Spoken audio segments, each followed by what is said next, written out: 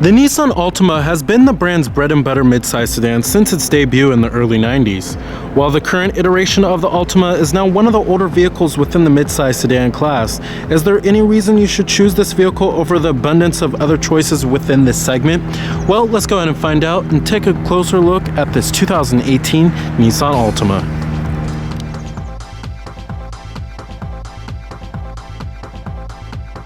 Starting off, this is the 5th generation of the Altima that debuted way back in 2013, and is certainly one of the older vehicles within the class now. Nissan gave the vehicle a heavy facelift in 2016, improving on styling and, more importantly, standard features. Styling of the vehicle is contemporary yet somewhat nondescript. However, you will find fairly distinctive styling touches such as the boomeranged headlights and unique 18-inch alloy wheels which come with our SR model. Changes for 2018 are pretty minimal, but automatic emergency braking and forward collision alert are now standard among every trim, and along with that comes a small price hike. Our exterior color of the Altima is known as the Scarlet Ember Red, and you also do have smart key access on the driver's door, as well as the front passenger door with chrome exterior door handles.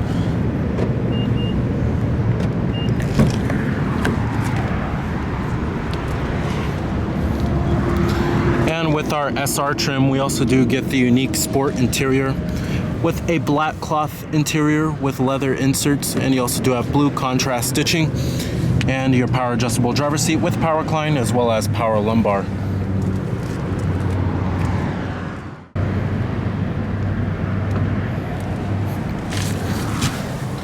Alrighty, stepping in on inside of the Altima here. It's a decent looking cabin design, starting to show its age a little bit since the Altima has been in this current generation since the 2013 model year. And you do have push button ignition. Just put your foot on the brake and hit the button to start, of course. And what you're hearing there is a 2.5 liter 4-cylinder engine. We do have a full leather wrapped steering wheel with a 3-spoke design. Coming to your transmission, CVT automatic transmission here. And you also do have a sports mode. You can shift the vehicle manually via the paddle shifters. When you put the vehicle into reverse, this will display your rear view monitor with guidance lines. Now let's go ahead and turn on the headlights and the hazards. Let's go and check out the exterior of the Altima here. Automatic driver's side window. Pop up the hood and check out the engine bay. Heated exterior side mirrors. And you also do have 18-inch alloy wheels with high gloss black accents. Coming up front here on the Altima, you'll find halogen projector beam headlights. LED headlights are also optional on the vehicle, and you also do have halogen fog lights down below.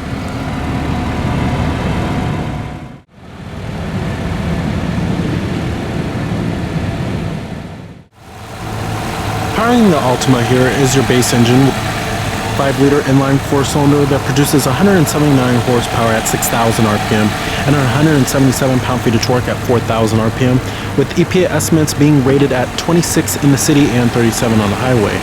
Now what's nice about the Altima is that you can actually opt for a traditional naturally aspirated 3.5-liter V6, while many other midsize sedans today are starting to go towards turbocharged engines.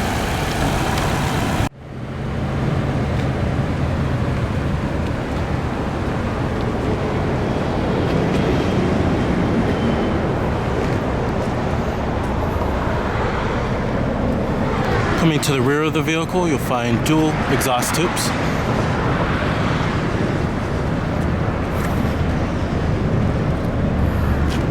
And a rear lip spoiler, which comes on our SR trim.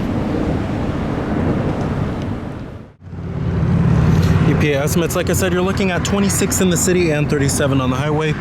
Total vehicle price for our particular model, $25,925.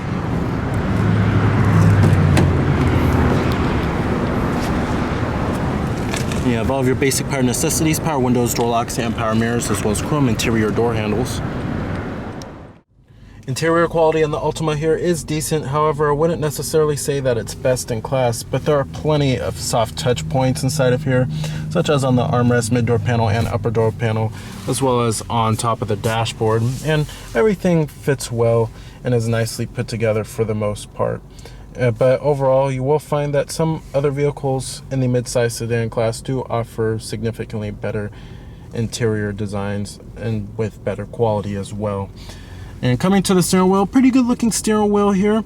You will find your steering wheel mounted audio controls located on the left hand side, as well as your controls for the driver information center. On the right side, you also find your cruise control buttons, Bluetooth phone controls, and voice recognition. And you also do have a manually tilting and telescoping steering wheel with a pretty good range of adjustment here. What I also love about the interior of the Altima is that there's plenty of space, plenty of legroom, and decent amount of headroom too. The controls in the Altima are very well laid out, and you do have your fan speed levels, your different zones, and temperatures as well. Front window defroster, rear window defroster, and your recycling mode. Coming to the main head unit here, this is the lower end system, of course, but you do have a 5-inch color display here, and then all of your basic audio sources, which do include AM, FM, CD player with your optical disc drive, and your external media devices, Bluetooth streaming audio, USB port with iPod integration, and your auxiliary input. And then you also do have your presets located right there. There's also settings that you could change from the Bluetooth settings: bass and treble, balance fader, of course, contrast and brightness of the display, and then your on-screen clock, which you can turn on or off if you would like, and then your language select, as well as your auxiliary volume. But overall, you will find that it is pretty easy to use once you get the hang of it, but you can opt for a much larger touchscreen if you go for the higher end trims for the Altima. In terms of driving dynamics for the Altima drives fairly well, especially over rough road pavement, and feels pretty smooth, especially on the highway. And you'll also find that while the CVT automatic transmission does drone, it still shifts pretty smoothly. And you'll also find that the 2.5 liter 4-cylinder provides a sufficient amount of power, but those who want more power will certainly want to opt for the 3.5 liter V6 engine. It's pretty nice that Nissan has decided to keep its naturally aspirated V6 and not go with a turbocharged engine like how many other midsize sedans are going with today. All right. And let's go ahead and shut down the Altima. Let's go and check out the rest of the vehicle. Interior quality does follow through in the rear. You won't find rear adjustable headrests back here, unfortunately. But back here you will find a pretty good amount of legroom. Headroom is decent too. And you have dual mat pockets, as well as a rear center armrest with cup holders. The seats themselves are just as comfortable as the front ones, very plush. All right. There's also plenty of trunk space here in the Altima. And the rear seats do fold down 60-40 split by pulling on these tabs right here. And you have your emergency trunk release as well.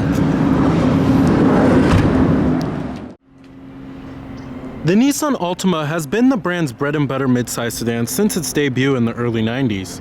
While the current iteration of the Altima is now one of the older vehicles within the midsize sedan class, is there any reason you should choose this vehicle over the abundance of other choices within this segment? Well, let's go ahead and find out and take a closer look at this 2018 Nissan Altima.